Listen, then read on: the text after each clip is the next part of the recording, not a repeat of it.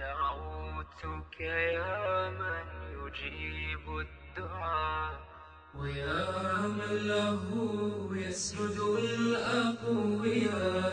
دعوتك يا من يجيب الدعاء، ويا من له يسجد الأقوياء، ويا من برحمته يستجيب ليرفع عني الأذى والبلاء.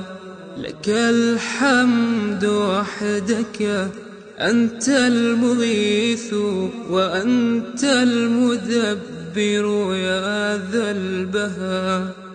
خلقت بني آدم من تراب، وصايرتهم بشرا أسويا، فرفقا بطينك يا ذا الجلال. إذا كان يوما بجهل أسى، وراح يفتش تحت القبور عن العون معتقدا أوريا.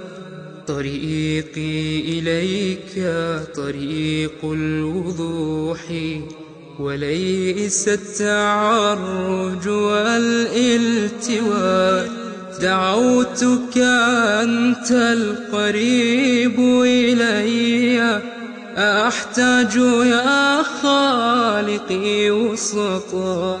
أطمع في حاجة من سواك، وبين يديك يفيض العطاء.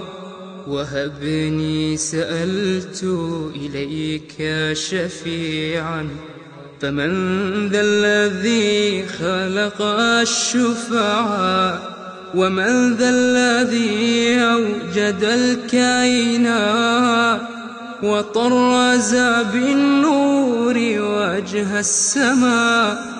تسبح باسمك حتى الطيور، ويطلب عطفك طين وماء. أسائل أمارة السوء نفسي، لماذا التوجه للأولياء؟ دعوة رب عظيم قدير، ودعوة عبد فقير سواء.